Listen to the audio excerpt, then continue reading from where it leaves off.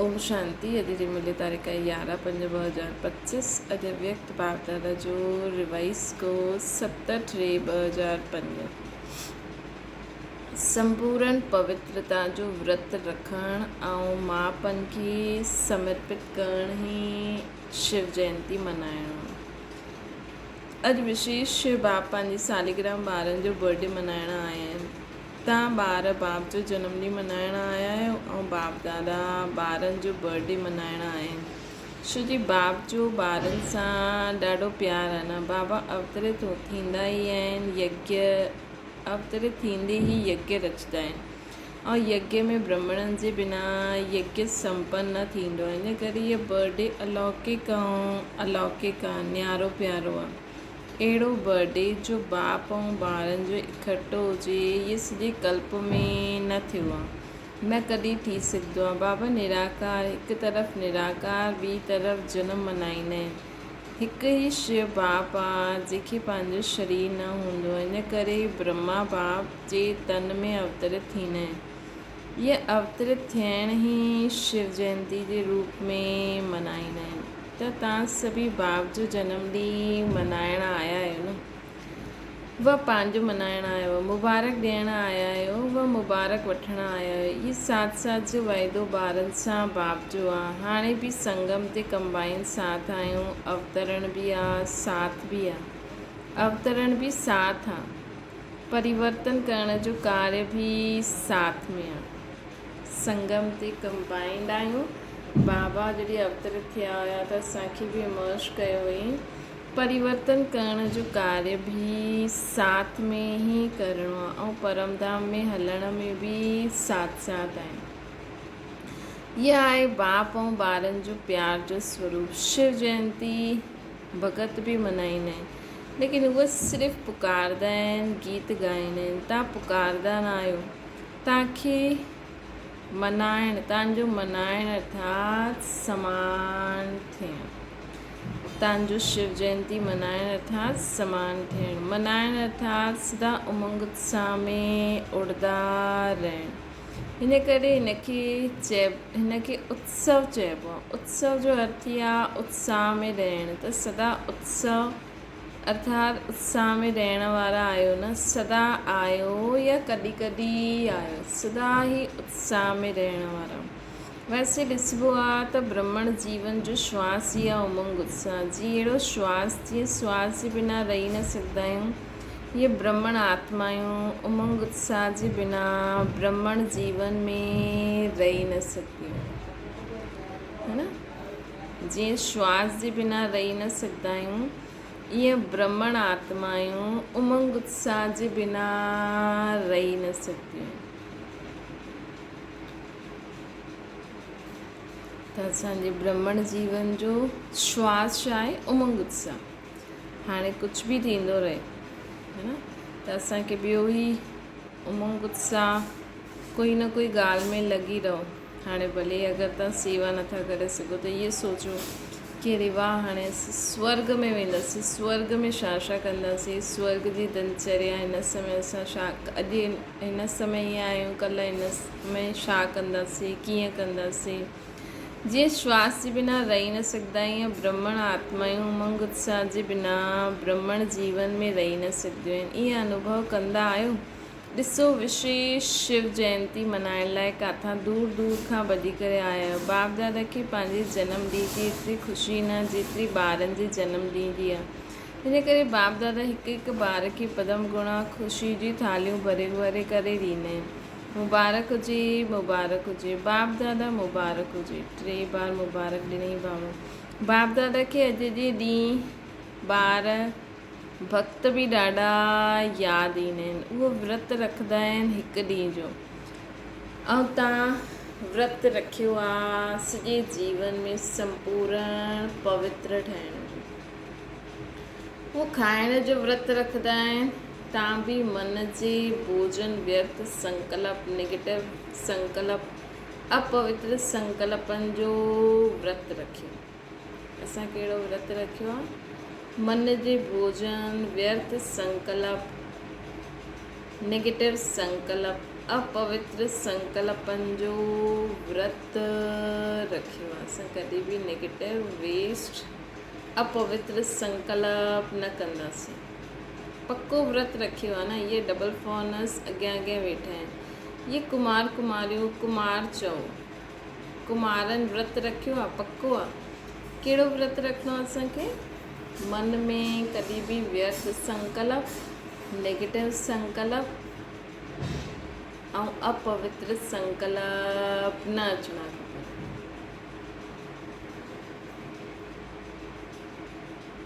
बसि हाणे ख़तमु। त पक्को आहे माया ॿुधे थी, सभु झंडियूं हिलाइनि था त माया ॾिसे थी, झंडियूं हिलाइनि था न। जॾहिं व्रत रखंदा आहिनि पवित्र ठहिणो ई आहे। त व्रत रखण अर्थात श्रेष्ठ वृत्ति ठाहिण, ओड़ी पंहिंजी वृत्ति ठाहिणो आहे। त जहिड़ी वृत्ति थींदी उहा ई दृष्टि कृति स्वतः ई ठही वेंदी। जहिड़ी असांजी वृत्ति हूंदी कि असांखे पवित्र रहणो आहे, पंहिंजे मन जे संकल्प खे अहिड़ो ठाहे करे हलणो आहे। त जहिड़ी वृत्ति हूंदी ओड़ी ई असांजी दृष्टि ऐं कृति स्वतः ई ठहींदी वेंदी। त अहिड़ो व्रत रखियो आहे न, पवित्र शुभ वृत्ति, पवित्र शुभ दृष्टि। जॾहिं हिकु ॿ खे ॾिसंदा आहियो त छा ॾिसंदा आहियो? वृत्ति सदा शुद्ध पवित्र, दृष्टि असांजी वृत्ति सदा शुद्ध पवित्र रहे, असांजी दृष्टि सदा शुद्ध रहे, असांजी कृति कर्मणा में सदा शुद्ध रहूं। पवित्र शुभ वृत्ति, पवित्र शुभ दृष्टि। जॾहिं हिकु ॿिए खे ॾिसंदा आहियो त छा ॾिसंदा आहियो? फेस खे ॾिसंदा आहियो या भ्रुकुटी जे विच में चमकदी हुई आत्मा खे ॾिसंदा आहियो? कोई ॿारनि खां पुछे कि जॾहिं ॻाल्हि कंदा आहियो, कमु करिणो हूंदो आहे त फेस खे ॾिसी करे ॻाल्हि करणी पवंदी आहे। कंहिं ॿार पुछियो बाबा खां, बाबा खे चई, कोई ॿार पुछियईं कि जॾहिं असां कंहिंसां ॻाल्हियूं कंदा आहियूं या कुझु कमु करिणो हूंदो आहे त फेस जी तरफ़ ॾिसी करे ॻाल्हाईंदा आहिनि, अखियुनि जी तरफ़ नज़र ई वेंदी आहे। त कॾहिं कॾहिं फेस खे ॾिसी करे थोरो वृत्ति बदिली वेंदी आहे। असां उन्हनि जी आत्मा खे ॾिसूं था, लेकिन वरी उन जे फेस ते अगरि नज़र वई त ईअं लॻंदो न, हा हिन जी अखियूं, हिन जो फेस केॾो सुठो आहे, केॾो स्मार्ट थो लॻे, केॾो गोरो आहे, हीअं त कंहिं चई बाबा वृत्ति बदिली वेंदी आहे जॾहिं फेस ॾिसंदा आहियूं त।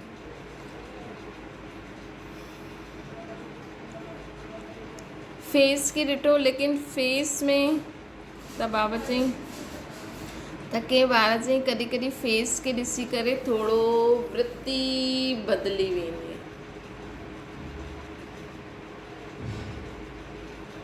बाप दादा अखियुनि सां गॾु गॾु भ्रुकुटी बि आहे न। बाप दादा चई ॿार अखियुनि सां गॾु गॾु भ्रुकुटी बि आहे, त भ्रुकुटी जे विच में आत्मा खे ॾिसी ॻाल्हि करो। हाणे बाप दादा साम्हूं वेठे ॿारनि जी अखियुनि में ॾिसनि था या भ्रुकुटी में ॾिसनि था, मालूम पवंदो आहे न।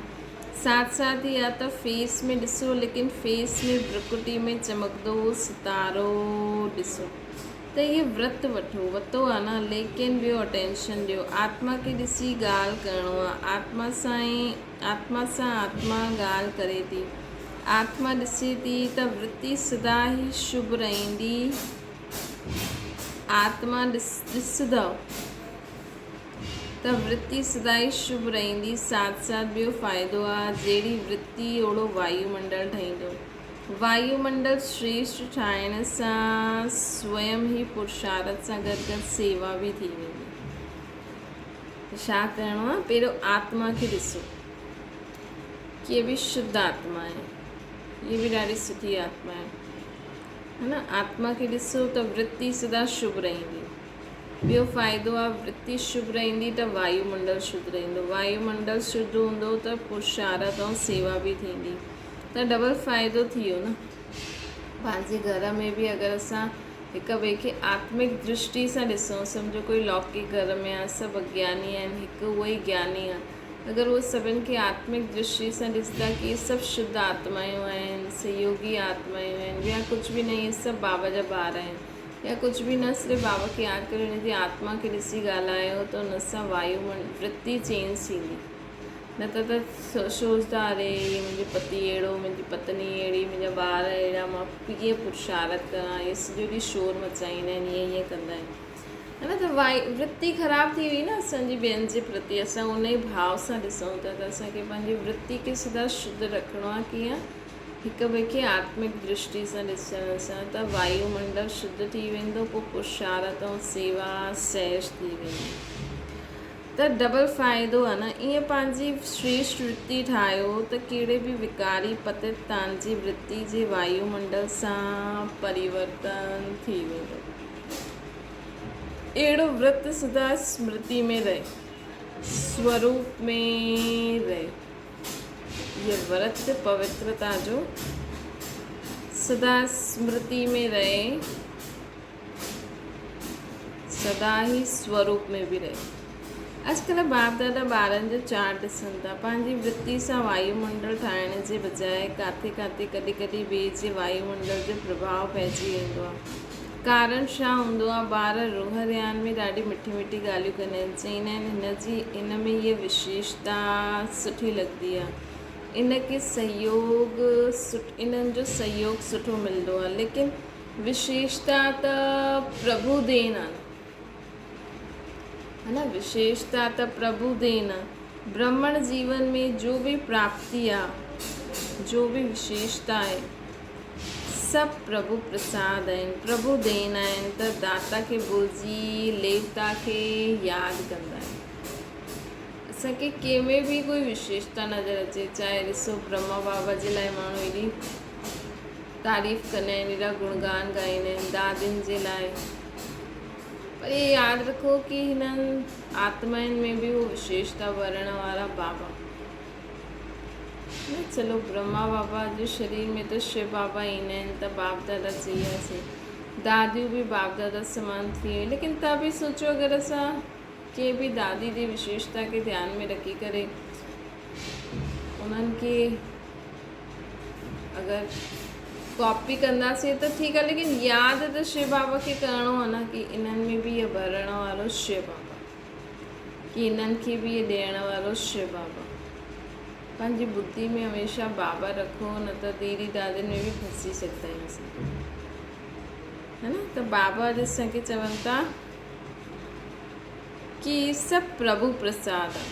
अगरि तव्हांखे लॻे थो दादी ईअं हुई, दादी ईअं हुई, त यादि रखो दादी बाबा जा उहो गुण स्वयं में धारण करे ईअं ठही, त बाबा जो इहो गुण दादी में हुयो त बाबा अची वियो न, त बाबा यानी त दाता खे भुलिजी लेवता खे यादि कंदा आहियो। प्रसाद कॾहिं कंहिंजो पर्सनल न हूंदो आहे, प्रभु प्रसाद चइबो आहे न, फलाणे जो प्रसाद न चइबो आहे। सहयोग मिलंदो आहे, सुठी ॻाल्हि आहे, लेकिन सहयोग ॾियण वारो दाता खे कॾहिं न भुलिजणो आहे। त पको पको बर्थडे जो व्रत रखियो, वृत्ति बदिली वई। बाबा चवनि था पको पको व्रत रखियो, पको पको बर्थडे जो व्रत रखियो, बर्थडे जो पको पको व्रत रखो। अॼु खां सभिनि खे आत्मिक दृष्टि सां ई ॾिसंदो, भले तव्हांजे जीवन में उहो विघ्न रूप ठही करे ईंदो, त उहो साम्हूं ईंदो आहे त नज़र ईंदो आहे न, अरे वरी अची वियो, वरी कुझु करे न, वरी कुझु चए न, त अॼु खां इहा बंदि। अॼु खां असांखे छा करिणो आहे? हर हिक खे शुद्ध आत्मा जे रूप में ई ॾिसणो आहे। इहा व्रत रखो, पवित्र दृष्टि, पवित्र वृत्ति, पवित्र कृति, हर कर्म में पवित्रता। त बाबा जी असांखे चवनि था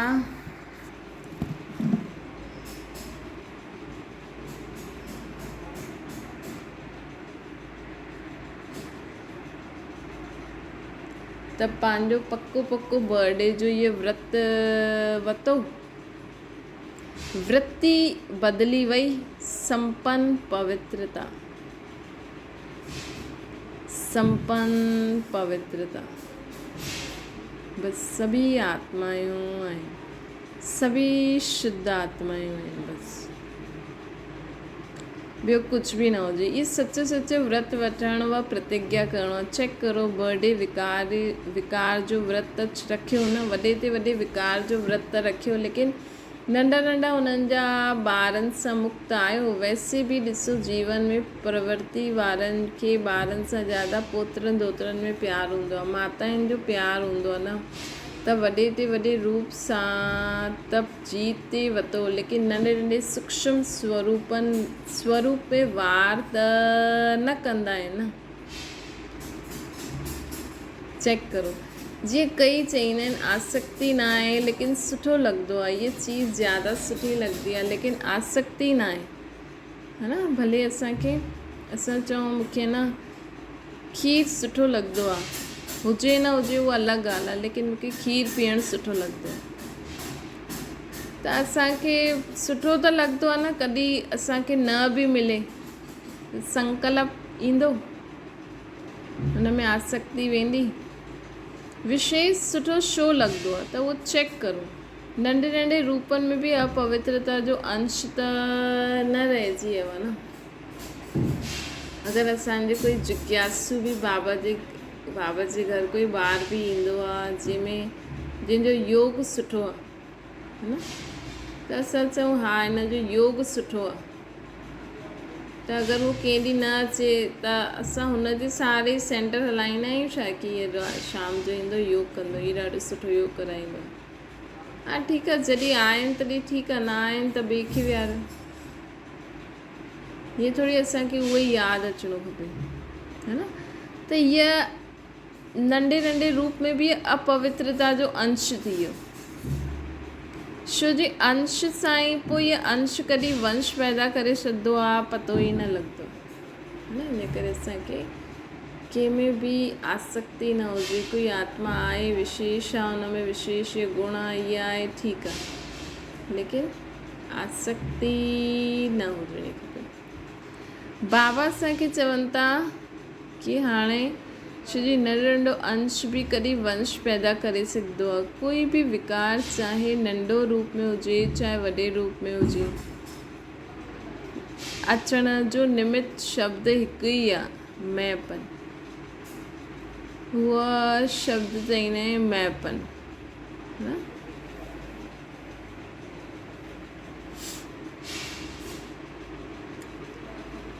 त कोई बि विकार चाहे नंढो रूप में चाहे वॾे रूप में अचण जो निमित्त शब्द छा आहे, मैं, बॉडी कॉन्शियस जो मैं। हिन हिकु मैं शब्द में अभिमान बि अची वेंदो आहे, ऐं अभिमान अगरि पूरो न थियो त क्रोध बि अची वेंदो आहे। छो जी अभिमान जी निशानी उहो हिकु शब्द बि पंहिंजे अपमान जो सहन न करे सघंदो, इन करे उनखे क्रोध अची वेंदो आहे। छो जी अभिमान जी निशानी आहे कि उहो हिकु शब्द बि अपमान जो सहन, अगरि कंहिंखे अभिमान ईंदो आहे न, असां इहे चेक कजो, इन सां असां चेक करे सघंदा आहियूं। अगरि कंहिंखे अभिमान आहे, हीअं त नथो नज़र अचे, लेकिन अगरि असां उन सां अगरि कोई बि ॻाल्हि जे कारण उहो अपमान फील कंदो न, त उन्हनि खे सम्झो कि हिन में देह अभिमान आहे।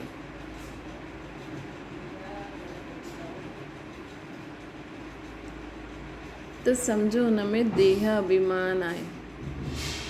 उहो हिकु शब्द बि अपमान जो सहन न करे सघंदो, इन करे हुनखे क्रोध अची वेंदो। त भॻत त बलि चढ़ाईंदा आहिनि, लेकिन तव्हां अॼु जे ॾींहुं जो बि हद जो मैपन आहे उनखे बाप खे ॾेई करे समर्पित करो। उनखे बाप खे ॾेई करे समर्पित करो। ये न सोचो करिणो त आहे, ठहिणो त आहे न, समर्थ ऐं समर्थ ई समाप्ति करो। हाणे है न, हाणे इंडिया पाकिस्तान जी लड़ाई थी आहे, माण्हू त चईंदा लड़ाई रुकी वञे, लेकिन हाणे असांखे जॾहिं परिवर्तन शुरू थिए ई वियो आहे त असांखे संकल्प करिणो आहे सभी परिवर्तन थी वञे, सभिनि हंधि परिवर्तन थी वञे। उन जे लाइ बाबा असांखे चवनि था कि हाणे तव्हां समर्थ ठहो, मापन हिकदमि ख़तमु। सभी आत्माऊं आहियूं, शुद्ध आत्मायूं आहिनि, बाबा जा ॿार आहिनि। बसि ॿियो कुझु बि न हुजिणो खपे। बाबा चवनि था समर्थ आहियो, समर्थ ठही समाप्ति करो। कोई नई ॻाल्हि न आहे, लेकिन कल्प पहिरियों केतिरी बार संपूर्ण ठहिया आहियो। यादि आहे न, कोई नई ॻाल्हि न आहे, कल्प कल्प ठहिया आहियो। बनी बनाई बन रही, सिर्फ़ु रिपीट करिणो आहे। ठहियलु त ठहिणो, जेको ठहियलु आहे उहो ठाहिणो बि आहे। इन करे चइबो आहे ठहियलु ड्रामा आहे, ठहियलु आहे, सिर्फ़ु हाणे हुनखे रिपीट करिणो आहे। ड्रामो ठहियलु आहे, नेक्स्ट सेकेंड छा थींदो उहा फीड आहे, सिर्फ़ु हुनखे असांखे रिपीट करिणो आहे। असांखे त न पतो नेक्स्ट सेकेंड छा थियण वारो आहे, लेकिन असां हाणे योग युक्त ज्ञान स्वरूप, योग स्वरूप, धारणा स्वरूप सेवा कंदा वेंदासीं त नेक्स्ट सेकेंड जो बि आहे, जो ऑलरेडी लिखियलु आहे, लेकिन असां हुन स्वरूप में हूंदासीं त पास विद ऑनर्स थी वेंदासीं। असां हुन स्वरूप में हूंदासीं त पास विद ऑनर्स थी वेंदासीं। सिर्फ़ु असांखे रिपीट करिणो आहे। ठहियलु त आहे, इनखे चइबो आहे ठहियलु ड्रामो। ठहियलु आहे, सिर्फ़ु रिपीट करिणो आहे, अर्थात ओड़ो ठहिणो आहे। मुश्किल आहे कि सहज आहे। बाप ॾाढा सम्झंदा आहिनि। संगम जो वरदान सहज पुरुषार्थ जो आहे। हिन जन्म में सहज पुरुषार्थ जे वरदान सां 21 जन्म सहज जीवन स्वतः ई प्राप्त थी वेंदो। बाप दादा हर ॿारनि खे महिनत सां मुक्त करण आया आहिनि। 63 जन्म महिनत कई, हिकु जन्म परमात्मा प्यार मोहब्बत सां महिनत सां मुक्त थी वञो। जिते मोहब्बत आहे हुते महिनत न आहे। बाबा से एॾो जिगरी प्यार हुजणो खपे हर संबंध सां कि कोई भी मेहनत न लगे।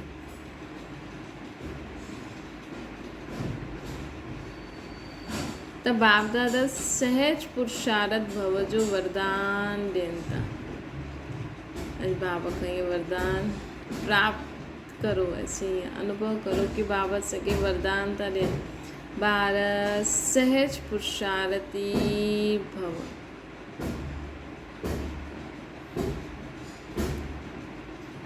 ॿियो मुक्त थियण जो साधन आहे मोहब्बत। बाप सां दिलि जो प्यार में लवलीन ऐं महामंत्र मनमना भव जो मंत्र।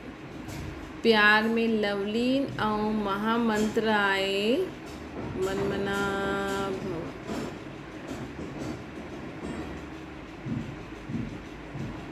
मनमना भव।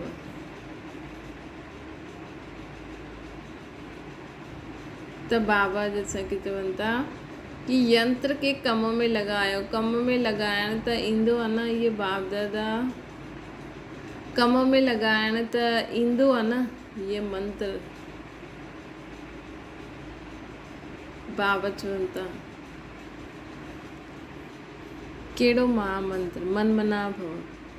प्यार में लवलीन ऐं महामंत्र मनमना भव। त यंत्र के कम में लॻायो। कम में लॻाइण त ईंदो आहे न। बाप दादा ॾिठई संगम युग में परमात्मा प्यार द्वारा, बाप दादा द्वारा केतिरी शक्तियूं मिलियूं आहिनि, गुण मिलिया आहिनि, ज्ञान मिलियो आहे, ख़ुशी मिली आहे।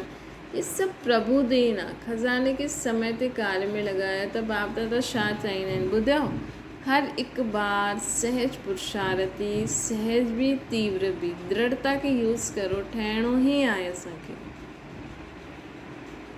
असां न ठाहींदासीं त केरु ठाहींदो? बाबा बि असांखे न ठाहींदा त ॿियो कंहिंखे ठाहींदा? असां ई हुयासीं, असां ई आहियूं, असां ई हर कल्प में हूंदासीं। असां ई हुयासीं, असां ई आहियूं, असां ई हर कल्प में हूंदासीं। एतिरो दृढ़ निश्चय स्वयं में धारण करिणो ई आहे। कंदा न, चइणो आहे, करिणो ई आहे, थियणो ई आहे, थियल ई आहे। बाप दादा देश विदेश जे ॿारनि खे ॾिसी ख़ुशि थींदा आहिनि, लेकिन सिर्फ़ु तव्हां साम्हूं सम्मुख वारनि खे नथा ॾिसनि, चारो ओर जे देश विदेश जे ॿारनि खे ॾिसनि था। मेजॉरिटी जाते जाता बर्थडे जी मुबारक आयूं आहिनि, कार्ड बि मिलिया आहिनि, ईमेल बि मिलिया आहिनि, दिलि जा संकल्प बि मिलिया आहिनि। बाप बि ॿारनि जा गीत ॻाईंदा आहिनि, बाप बि ॿारनि जो गीत ॻाईंदा आहिनि। बाबा चवनि था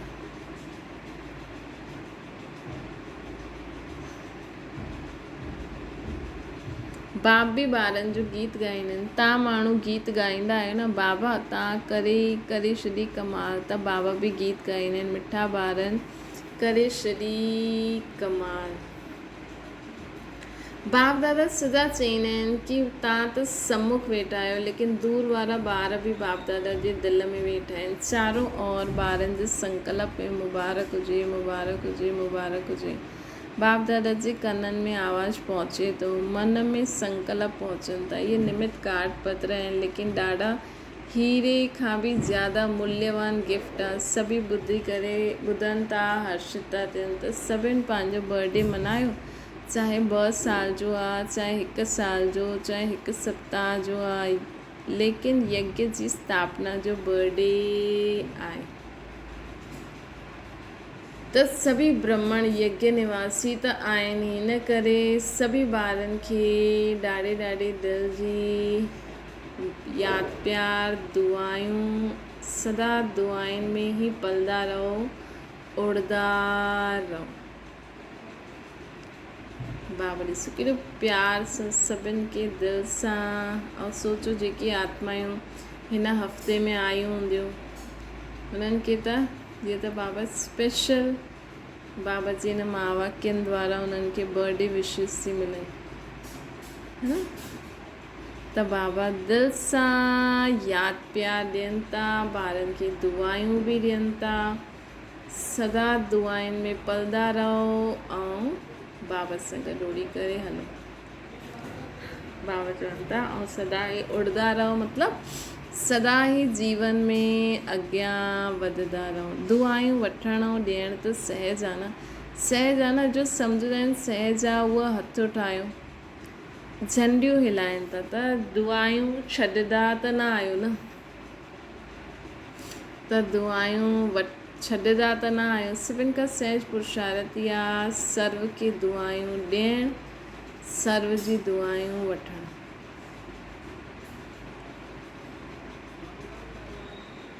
इन में योग बि अची वियो, ज्ञान बि अची वियो, धारणा बि अची वई, सेवा बि अची वई।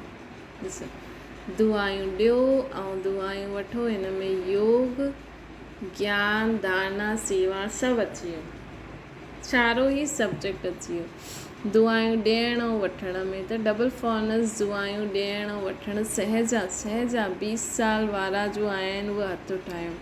तव्हांखे त 20 साल थिया आहिनि, लेकिन बाप दादा तव्हां सभिनि खे पदम गुणा मुबारक ॾियनि था। केतिरे देशनि सां आया आहिनि, 69 देशनि सां। मुबारक हुजे 69 वो बर्थडे मल्हाइण लाइ 69 देशनि सां आया आहिनि। केतिरो सुठो आहे, अचण में तकलीफ़ त न थी, सहज थी वियो न। जिते मोहबत आहे उते कुझु महिनत न आहे। त अॼु जो विशेष वरदान छा यादि रखंदो? सहज पुरुषार्थी भव। ईज़ी पुरुषार्थ, कोई बि असांखे डिफ़िकल्ट पुरुषार्थ न करिणो आहे। सभिनि खां ईज़ी पुरुषार्थ आहे बाबा सां सदा सचो रहो। हर घड़ी बाबा खे यादि करे हर कर्म करो। बाबा हलो ईअं करो, बाबा हलो ईअं करो, बाबा हाणे छा करूं, बाबा हीअं ॻाल्हि ईअं थी, बाबा मूंखे हिते सूरु थो, बाबा हीअं थो थिए, बाबा मुंहिंजो, बाबा अॼु मूड थोरो ठीकु नथो लॻे। बाबा बाबा बाबा सॼो ॾींहुं चईंदे बसि पहुची वियासीं पंहिंजी मंज़िल ते।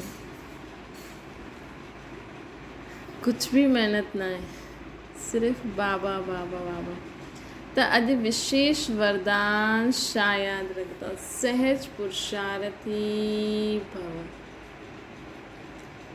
सहज कार्य जल्दी कबो आहे न। महिनत जो कमु मुश्किल थींदो आहे, त टाइम लॻंदो आहे। त सभी केरु आहियो, सहज पुरुषार्थी आहियो न। चओ यादि रखिणो आहे, पंहिंजे देश में वञी करे महिनत में न लॻी वञो। अगरि कोई महिनत जो कमु अचे त बि दिलि सां चइणो आहे बाबा, मुंहिंजो बाबा अचो, त महिनत ख़तमु थी वेंदी। अच्छा मनाए वरितो न बाबा, बाप बि मनाए, तव्हां बि मनायो। अच्छा हाणे हिकु सेकेंड में ड्रिल करे सघंदा आहियो न। अच्छा बाप दादा ड्रिल कराई। चारो ओर सदा उमंग उत्साह में रहण वारा श्रेष्ठ ॿारनि खे सदा सहज पुरुषार्थी संगम युग जे सर्व वरदानी ॿारनि खे, श्रेष्ठ पुरुषार्थी, श्रेष्ठ ॿार, वरदानी ॿार, सदा बाप ऐं मां आत्मा हिन स्मृति में मां चइण वारा, मां आत्मा सदा सर्व आत्माउनि खे पंहिंजी वृत्ति सां वायुमंडल जो सहयोग ॾियण वारा, पंहिंजी वृत्ति सां वायुमंडल जो सहयोग ॾियण वारा अहिड़ा मास्टर सर्वशक्तिवान ॿारनि खे बाप दादा जो यादि प्यार, दुआयूं मुबारक हुजे ऐं नमस्ते बि। मुबारक भी हुजे ॿारनि खे ऐं नमस्ते बि आहे। डबल विदेशी वॾी भेणुनि सां बाबा ॻाल्हाइनि था। सभई महिनत सुठी कई आहे, ग्रुप ठातो आहे न, त महिनत सुठी कई आहे ऐं हिते वायुमंडल बि सुठो आहे, संगठन जी बि शक्ति आहे, त सभिनि खे रिफ्रेशमेंट सुठी मिली वेंदी आहे। तव्हां निमित ठही वेंदा आहियो, सुठो आहे। दूर दूर रहंदा आहियो त संगठन जी जो शक्ति हूंदी आहे उहा बि ॾाढी सुठी आहे। एतिरो सॼो परिवार इकठो थींदो आहे त हर हिक जी विशेषता जो प्रभाव बि पवंदो आहे। अच्छा प्लान, सुठो प्लान ठातो अथव। बाप दादा ख़ुशि आहिनि, सभिनि जी ख़ुशी तव्हां वरिती आहे न, उहो ख़ुशि थींदा आहिनि, तव्हांखे दुआयूं मिलंदियूं आहिनि।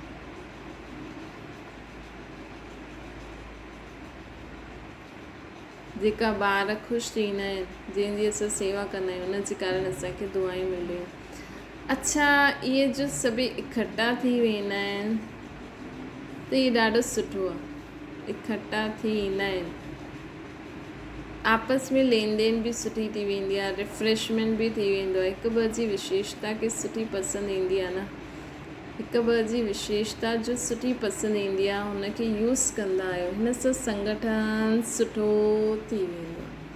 अगरि असां हिक ॿिए जी विशेषता खे यूज़ करो न, कोई बि हुजे, हीअं न, हुनजी जो विशेषता आहे हुन अनुसार अगरि कार्य हले यज्ञ में, त अहिड़ा ॾाढा ॿार आहिनि जंहिंमें जो विशेषताऊं आहिनि, लेकिन असां वॾा आहियूं, असां पहिरियों आया आहियूं, असां सीनियर आहियूं, असांखे मिलणो खपे चांस, इन जे कारण ॾाढनि ॿारनि जी विशेषता यूज़ में नथी अचे।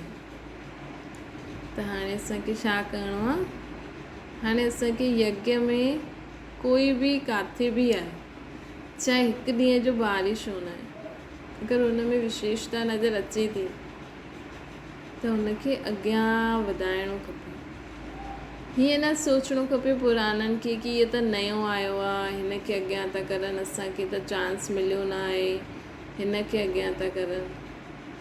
विशेषता ॾिसी करे हुन आत्मा खे अॻियां कंदा त जल्दी जल्दी कार्य संपन्न थी वेंदो। ब्रह्मा बाबा छा कयूं, है न, एॾी दादियूं हुयूं, लेकिन दादियुनि जे हूंदे बि जेका ॿार आया उन्हनि में विशेषता ॾिसी बाबा यज्ञ खे अॻियां वधाई न, है न। त ब्रह्मा बाबा ख़ुदि केॾो दादियुनि खे अॻियां वधाई, पोइ दादियुनि ॿियनि खे अॻियां वधायो। त पंहिंजी हर हिकु असांखे बाबा जो कार्य करणु आया आहियूं, पंहिंजो नाम बालो करणु आया आहियूं। असांखे नई दुनिया जी स्थापना जे लाइ सर्व खे सुख शांति ॾेई ॾियणो आहे, वरसो दिलाइणो आहे, या ख़ुदि ई खाइणो पीअणो आहे। हीअ असांखे ध्यानु रहे, हर हिक जी विशेषता खे असांखे कार्य में लॻाइणो आहे, अॻियां वधिणो आहे। त बाबा चवनि था कि हिकु ॿ जी विशेषता जो सुठी पसंदि ईंदी आहे, हुनखे यूज़ कंदे हुए हिन सां संगठन सुठो थी वेंदो आहे। इहे ठीकु आहे। त त डबल विदेशी ॿारनि सां निमित टीचर्स खे बाबा चवनि पिया, निमित उन्हनि खे चवनि पिया, लेकिन इहे सभिनि जे लाइ आहे। सेंटर वारा भाउ भेणनि सां सभी बैनर ॾेखारीनि था, हुन ते लिखियलु आहे प्रेम ऐं दया जी ज्योति जॻाए रखंदा। विदेश जे सेंटर वारे भाउ भेणनि सां बाबा ॻाल्हाइनि था। ॾाढो सुठो संकल्प वरितो आहे, पंहिंजे ते बि दया दृष्टि, साथियुनि ते बि दया दृष्टि ऐं सर्व जे मथां बि दया दृष्टि, पंहिंजे ते, पंहिंजे साथियुनि ते ऐं सर्व ते। ईश्वर लव चिंबक आहे, त तव्हां वटि ईश्वर लव जो चिंबक आहे न। कहिड़ी बि आत्मा खे ईश्वर लव जे चुंबक सां बाप जो ठाहे सघंदा आहियो न। बाप दादा सेंटर में रहण वारनि खे विशेष दिल जी दुआयूं ॾींदा आहिनि, जो तव्हां सभिनि विश्व जो नाम बालो कयो आहे, कोने कोने में ब्रह्म कुमारी जो नाम त फैलायो आहे न। ऐं बाप दादा त ॾाढी सुठी ॻाल्हि, बाप दादा खे ॾाढी सुठी ॻाल्हि लॻंदी आहे कि जीअं डबल विदेशी आहिनि, वैसे डबल जॉब करण वारा बि आहिनि, छोकी डबल विदेशी अक्सर करे लौकिक जॉब बि कंदा आहिनि, सेंटर बि हलाईंदा आहिनि। ऐं बाप दादा ॾिसंदा आहिनि, बाप दादा जी टीवी ॾाढी वॾी आहे, अहिड़ी वॾी टीवी हिते न आहे। बाबा जी टीवी में त पूरी विश्व जी सेंटर्स त छा, सभु धर्म वारा, भगत आत्मायूं, मंदिर टिकाणा, चर्च, सभु योनियूं, प्रकृति जा तत्व, ग्रह सभु अची वेंदा आहिनि। त बाप दादा जी टीवी त ॾाढी वॾी आहे, अहिड़ी वॾी टीवी हिते न आहे। त बाप दादा ॾिसंदा आहिनि कि कीअं फटाफट क्लास कंदा आहिनि, नाश्तो खड़े खड़े कंदा आहिनि, जॉब में टाइम ते पहुचंदा आहिनि, कमाल कंदा आहिनि। बाप दादा ॾिसंदे ॾिसंदे दिलि जो प्यार ॾींदा रहंदा आहिनि, ॾाढो सुठो। सेवा जे निमित ठहिया आहियो न, बाबा चवनि था ॾाढो ई सुठो सेवा जे निमित ठहिया आहिनि न। छोजी विदेश में त सभु कमु ख़ुदि ई, हुते त जीअं हिते त मायूं रखी वठंदा आहिनि माण्हू, हुते त सभु कमु ख़ुदि ई करणा आहिनि। त बाबा चवनि था निमित ठहिण जी गिफ्ट बाप सदा विशेष दृष्टि ॾींदा रहंदा आहिनि। जेका निमित आत्मा आहे न, उन्हनि खे बाबा विशेष दृष्टि ॾींदा रहंदा आहिनि। ॾाढो सुठो लक्ष्य रखियो आहे, सुठा आहियो, सुठा रहंदव, सुठा ठाहींदव बि। तव्हां बि सुठा आहियो, सुठा रहंदव बि ऐं सुठा ॿियनि खे ठाहींदा बि वेंदा। अच्छा, ओम शांति।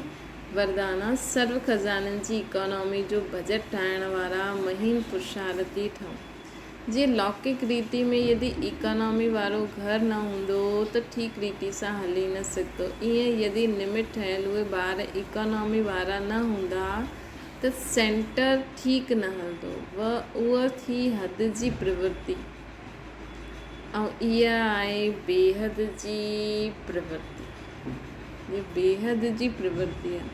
त चेक करणु खपे कि संकल्प बोल ऐं शक्तियुनि में छा एक्स्ट्रा ख़र्च कयो। त बाबा चवनि था कि हाणे चेक करो, इन बेहद जी प्रवृत्ति आहे न, त चेक करो कि संकल्प बोल ऐं शक्तियुनि में छा एक्स्ट्रा ख़र्च कयो।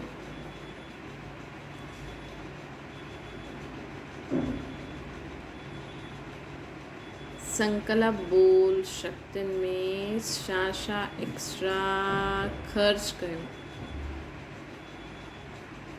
जो सर्व खज़ाननि जी इकोनॉमी जो बजट ठाहे करे हुन अनुसार हलंदा आहिनि, उन्हनि खे ई महीन पुरुषार्थी चइबो। त हिते असांखे छा करिणो आहे, पंहिंजे संकल्पनि खे वेस्ट न करिणो आहे, पंहिंजे बोल खे वेस्ट न करिणो आहे, पंहिंजे कर्मनि खे वेस्ट न करिणो आहे। जेको असां संकल्प करूं था उहो सफल थिए थो, जो बोल बोलूं था उहो सफल थिए थो,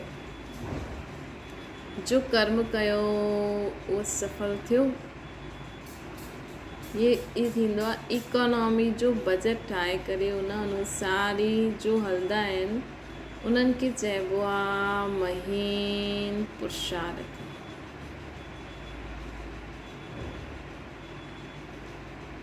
उन्हनि जे संकल्प बोल कर्म व ज्ञान जी शक्ति कुछ भी व्यर्थ न वञी सघंदी आहे, कुछ भी व्यर्थ न वञी सघंदी आहे। स्लोगन आहे स्नेह जे खज़ाने सां मालामाल ठही करे सभिनि खे स्नेह ॾियो ऐं सर्व जो स्नेह वठो। स्नेह जे खज़ाने सां मालामाल थी करे सर्व खे सभिनि खे स्नेह ॾियो और सभिनि जो स्नेह वठो। अव्यक्त इशारो रूहानी रॉयल्टी ऐं रूहानी ऐं प्योरिटी जी पर्सनैलिटी धारण करो। पवित्रता जी शक्ति परम पूज्य ठाहींदी आहे। पवित्रता जी शक्ति सां हिन पतित दुनिया जो परिवर्तन कंदा आहियो न। पवित्रता जी शक्ति विकारनि जी अग्नि में जल्दी हुई आत्माउनि खे शीतल ठाहे छॾंदी आहे।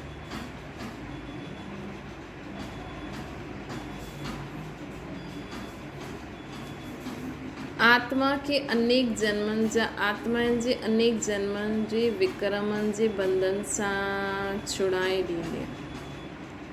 आत्मा जे अनेक जन्मनि जे विक्रमनि जे बंधन सां छुड़ाए ॾींदी आहे।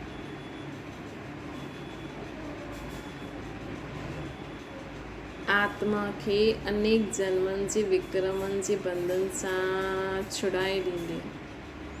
केरु? पवित्रता जी शक्ति। पवित्रता जे आधार ते द्वापर खां ये सृष्टि कुछ न कुछ थमल आहे। पवित्रता जे आधार सां ई द्वापर सां ये सृष्टि कुछ न कुछ थमी आहे। इन जे महत्व खे ॼाणे करे पवित्रता जी लाइट जो क्राउन धारण करो। अच्छा, ओम शांति। बाबा की याद करो।